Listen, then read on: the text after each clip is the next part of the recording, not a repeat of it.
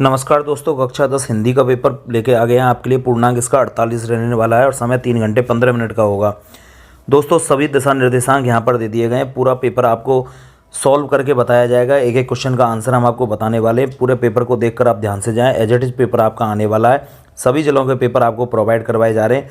सबसे पहले आप चैनल पर पहली बार विजिट करने आए हो तो चैनल को सब्सक्राइब करके बेल आइकन जरूर दबा दें, जिससे आगामी वीडियोज का नोटिफिकेशन आपको लगातार मिलता रह सके। देखो दोस्तों, पहला क्वेश्चन यहाँ पर दे रखा है आपका 6 अंकों का अपठित बोध गद्यांश दे रखा है और इस गद्यांश को ध्यान से पढ़ने के बाद आपको इस गद्यांश के कुछ क्वेश्चन दे रखे हैं, उनके आंसर आपको देने हैं। जैसे पहला क्वेश्चन मैं आपको गद्यांश का बता देता हूँ। उपर्युक्त गद्यांश के अनुसार किसकी पहचान करना कठिन होता है? तो दोस्तों इसका आंसर सही हो जाएगा आपका सच्चा मित्र। इसका बिल्कुल सही आंसर होगा। अगला क्वेश्चन दे रखा है आपको, सामान्यतः लोग कैसे व्यक्ति को मित्र बनाना पसंद करते हैं? तो सामान्यतः लोग संपन्न व्यक्तियों को मित्र बनाना पसंद करते हैं। क्वेश्चन नंबर 3 यहाँ पर आपका दिया हुआ है, सच्चे मित्र की पहचान होती है। तो दोस्तों सच्चे मित्र की पहचान विपत्ति के समय में होती है। अगला क्वेश्चन देखें, यहाँ पर आपका पद्यांश दिया हुआ है और पद्यांश को ध्यान से पढ़ने के बाद आपको इसके क्वेश्चनों के आंसर देने हैं।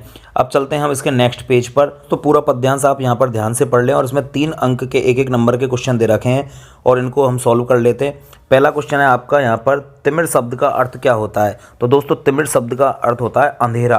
अगला क्वेश्चन है, हर माता किसकी राह देखती है? तो हर माता राम की राह देखती है। कवि किसे बिखराने के विषय में कह रहा है? तो दोस्तों कवि यहाँ पर खुशबू को बिखराने के विषय में कह रहा है। ए ऑप्शन इसका बिल्कुल सही हो जाएगा। अगला रचना 6 अंक की यहाँ पर दी हुई है और आपको इनकी रचना करनी है। क्वेश्चन हम पढ़ते हैं यहाँ पर, निम्नलिखित विषयों में से किसी एक विषय पर दिए गए संकेत बिंदुओं के आधार पर एक निबंध लिखना है। तो दोस्तों मोबाइल फ़ोन के ऊपर आपको निबंध लिखना है। ये 5 जो पॉइंट दे रखे हैं, फ़ोन वरदान या अभिशाप, मोबाइल फ़ोन का बढ़ता प्रचार, मोबाइल फ़ोन के लाभ, मोबाइल फ़ोन से हानि, मोबाइल के सीमित प्रयोग, ये आपको इनको पॉइंटों को यूज करते हुए आपको एक निबंध लिखना है 100 to 150 वर्ड्स में। इसके अलावा आप आदर्श विद्यार्थी के जीवन के ऊपर भी यहाँ पर आपको ये 5 पॉइंट दिए हुए हैं, 6 पॉइंट, इनको भी पढ़कर इनके ऊपर आपको एक पद्यांश या निबंध लिखना है। नेक्स्ट देखते हैं दोस्तों, यहाँ पर अगला क्वेश्चन आपका दे रखा है, क्वेश्चन नंबर 3 8वां, स्वयं को राजकीय उच्च माध्यमिक विद्यालय शिवपुरा का कक्षा 10वीं का छात्र नीतेश मानते हुए विद्यालय के प्रधानाचार्य को खेलकूद व्यवस्था सुचारू करवाने के लिए प्रार्थना पत्र आपको लिखना है। 5 अंक का ये क्वेश्चन दिया हुआ है।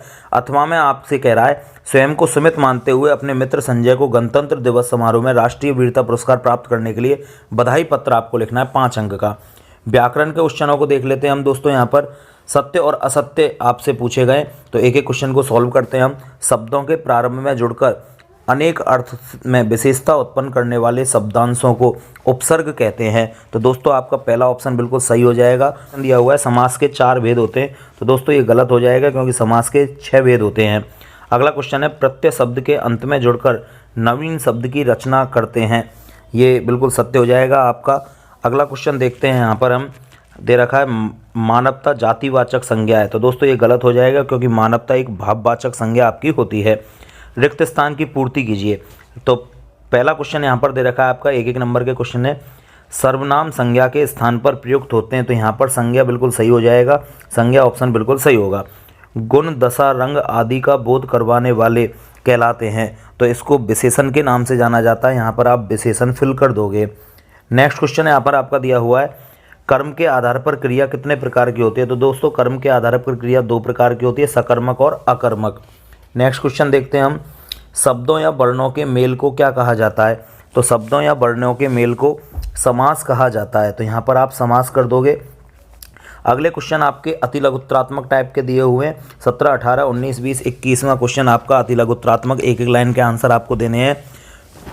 देखो दोस्तों 17वां क्वेश्चन दे रखा है, गोपियाँ अपनी तुलना हरिल पक्षी से क्यों करती हैं? तो दोस्तों हरिल पक्षी से गोपियाँ अपनी तुलना इसलिए करती हैं, जिस प्रकार हरिल पक्षी अपने पंजों में लकड़ी को दबाए रहता है, उसी प्रकार गोपियाँ अपने मन, वाणी और कर्म से श्री कृष्ण को याद करती रहती हैं, इसलिए गोपियाँ अपनी तुलना हरिल पक्षी से करती हैं। तो दोस्तों इसका मतलब होता है, लक्ष्मण परशुराम जी से कहते हैं कि हम कोई छुई मुई के पौधे नहीं हैं जो तुम्हारी तर्जनी उंगली को देखने पर मर जाएं या डर जाएं। ये लक्ष्मण जी का परशुराम जी से संवाद था। क्वेश्चन नंबर 19 है, यशपाल जी के व्यंग लखनवी अंदाज के लिए उपर्युक्त शीर्षक बताइए। तो दोस्तों इसका आंसर आपका हो जाएगा, अपनी बड़ाई स्वयं करने वाला। अगला क्वेश्चन 20वां यहाँ पर आपका दिया हुआ है। 20वें क्वेश्चन में हालदार साहब की आंखें भर आने का मुख्य कारण क्या था? तो नेताजी का चश्मा न होना हालदार साहब की आंखें भर आने का मुख्य कारण था। क्वेश्चन नंबर 21 दे रखा है, शहनाई कैसा वाद्य यंत्र होता है? तो दोस्तों शहनाई सुसिर वाद्य यंत्र होता है और सुसिर वाद्य यंत्र की पहचान होती है कि फूंक देकर जो यंत्र बनाए जाते हैं उन्हें सुसिर वाद्य यंत्र के नाम से जाना जाता है। अगले क्वेश्चन आपके अतिलक उत्तरात्मक टाइप के दे रखे हैं, 2-2 अंकों के। क्वेश्चन नंबर 22 दे रखा है, 23, 24, 25, 26, 27, 28, 29, 30, 31, 32। ये सभी क्वेश्चन आपके यहाँ पर 2-2 नंबर के। 32वां क्वेश्चन आपका 5-5 अंक का दे रखा है और इस तरह से दोस्तों आपका यहाँ पर पेपर पूरा हो जाता है। एक एक क्वेश्चन को आप ध्यान से देख लें और पेपर को पढ़ के जरूर जाएं। इसमें से काफ़ी क्वेश्चन आपके एज इट इज आने वाले हैं। उम्मीद करते हैं दोस्तों वीडियो आपको पसंद आई होगी। ज़्यादा से ज़्यादा इसे शेयर करें और अधिक से अधिक बच्चों तक इसे पहुँचाने की कृपा करें। ऐसे ही पेपरों के लिए आप कंटिन्यू हमारे चैनल को सब्सक्राइब करके बेल आइकन जरूर दबा दें। मिलते नए पेपर के साथ नई वीडियो में। जय हिंद।